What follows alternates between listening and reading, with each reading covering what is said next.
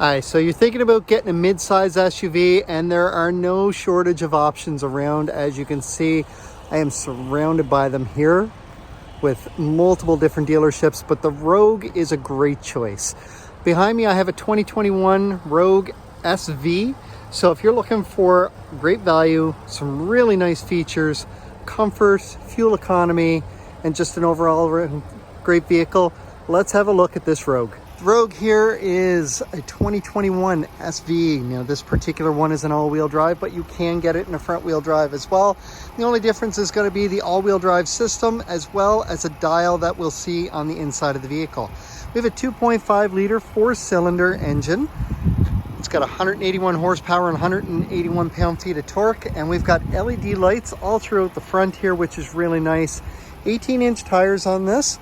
What I want to point out before we get inside the vehicle though, in behind my Nissan emblem here, there is a radar, because with this you have automatic emergency braking as well as forward collision warning.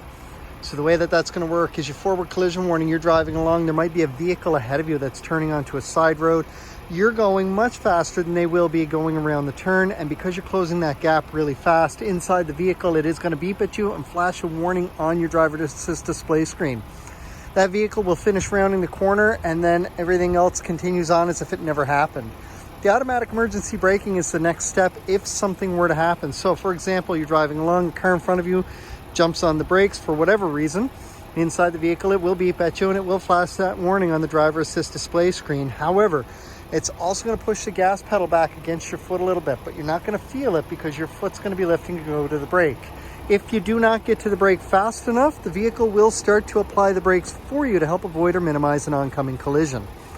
Now, up in the windshield here, I can see that I have a camera just up here. That camera is going to work your pedestrian detection, which is going to work the exact same way. Now, with your pedestrian detection, the only difference is it's going to happen a whole lot faster, and instead of starting to apply the brakes, it's going to fully apply the brakes. That camera is also used for your lane departure warning. So as you're driving along the highway at 60 kilometers an hour or higher and you start to drift out of your lane, it's going to read the lines on either side of you as you're driving along. And if you start to drift out of your lane, it is going to vibrate the steering wheel. That's called a haptic steering wheel. It does this to let you know that you're coming out of your lane, but if you signal beforehand, it knows that you're intentionally moving, so nothing happens. Now, we also have adaptive cruise control in this, which is going to be using that radar in the front again, just to maintain a preset safe distance from the vehicle in front of you, and you can adjust that. We'll have a quick look at that inside. It's also going to use that camera up top there for our Pro Pilot system that we'll talk a little bit more inside the vehicle as well. Another safety feature on the vehicle is going to be our blind spot indicators, which are little triangles out on the side mirrors here, and they will light up a dull orange and stay lit up as long as part of a vehicle is in your blind spot here, and that's all run based on sensors in the rear quarter panel. You do need to be traveling at 32 kilometers an hour or higher with a moving vehicle in your blind spot in order for that to trigger. While it's lit up, if you signal to go the same way, so if my driver's side is lit up and I signal to go left, that indicator right there is going to start to flash, and it is going to beep at me inside the vehicle telling me, have a look over my shoulder. There is a risk of hitting the vehicle there beside me. In the back here, we're going to have a look in the trunk for the storage area, and my key is inside the vehicle, so I'm going to grab that right quick and we'll unlock this. There we go. So in the storage area in the back of this, all kinds of room. You see the tonneau cover comes standard, very easy to pop out. You just push down this little clip and it comes out and everything will move with it. Lots of storage area here, much more than the previous generation. And then underneath is my spare tire, and it's not quite a full-size spare tire, but it is a really nice size tire. And then that goes back in there, and to go with that, my jack is over here. Now my tire iron is underneath with the spare tire, but this is all right here in the back. Nice and easy to access everything, very easy to get to. Around the side here, my back doors, really neat with this because they open pretty much 90 degrees to give me really easy access into the back seat, which is stadium seating. It does sit a little bit higher in the front seat so that your passengers can see out the front. And we've got a couple USB ports here for your passengers to be able to charge their devices. We're gonna look inside the vehicle here and see what else we've got. Inside the Rogue here, I can see I've got a beautiful panoramic moonroof, very easy to operate using my buttons up here. This is for my shade. This one will operate the roof. And then I do have an SOS button in case of emergency. Down here, I've got an 8-inch touchscreen display that you do have Apple CarPlay and Android Auto. Both of those are run through the USB ports down below here when you're connected with your phone. Full touchscreen. Satellite radio is free for the first 3 months. After that, if you don't want it, if you do want it, just go to channel 1, which is the preview channel. There'll be a toll-free number displayed on the screen there, and you can just give them a quick call for that. Now, I do want to show you the backup camera on this. So I've got a really nice backup camera with predictive lines here that you can see.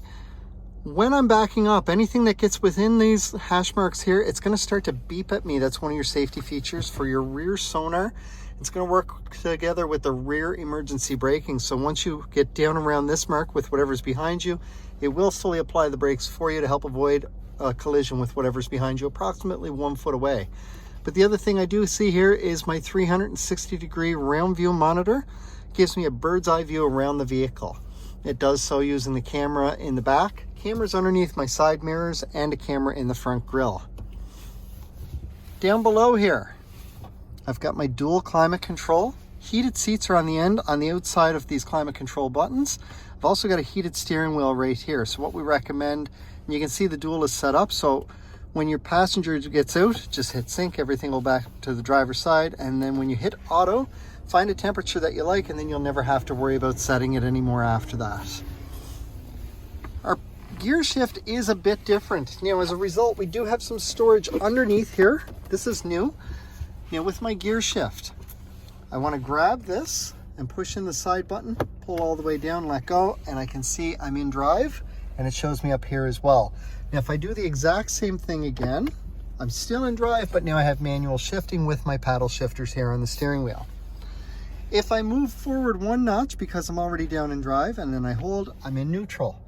Very easy to get to. And then if I do 2 notches up, it puts me back into reverse. For park, I'm simply going to push down on the park button, and that's going to put me back in park. My parking brake is an electronic parking brake. I lift up on that, and that's going to engage the parking brake, which I can see there as well as up here. And then to disengage it, I do need to have my foot pressing in on the brake pedal here, and then I can push down and that will disengage it. Auto hold is a really neat feature where when I turn this on, it's not going to show up at the moment because I'm not buckled, but it will pop up here with a green A when the foot is fully pressed in, but when it's not while you're driving, it's going to be white and it'll say hold underneath. When you come to a full complete stop, fully press in that brake pedal for 2 seconds, that A will turn green. You can take your foot right off of the brake and ease up so that there's no tension within the body while you're sitting at a red light, maybe in some really heavy traffic or at a drive-through.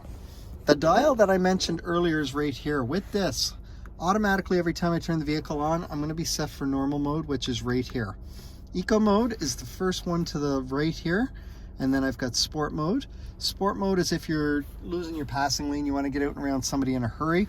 Your RPMs will rev a little higher, but you're gonna have a little more torque on the motor. It'll be more responsive to help get you past that vehicle in a hurry. Eco mode is gonna have almost the opposite effect. You'll drive along, you're hardly gonna notice that you're gonna be in it, but your gas will go further. Just be aware that trying to pull away from a dead stop in a hurry or getting out and around somebody quickly is gonna feel a little sluggish. Auto will automatically pick and choose when you're in front wheel versus all wheel, as will Eco and Sport. Snow mode is for those hard winter days where the roads are starting to get a little bit worse. They might be getting slippery. It will kick in your all-wheel drive sooner and hold it in longer. And then off-road mode is maybe you're traveling down a dirt road or a road that's got a lot of sand. It will allow the front wheels to slip a little bit before it actually kicks in the all-wheel drive system, but then it will hold it in much longer. Now, for each of these, it seems like a bit of a distraction to try and look at this while you're driving.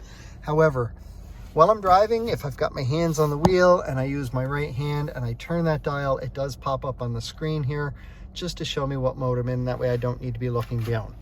My center console is a butterfly style console, so it does open up. And if there's anything, so if my passenger has their arm on one side, it will only open the other side.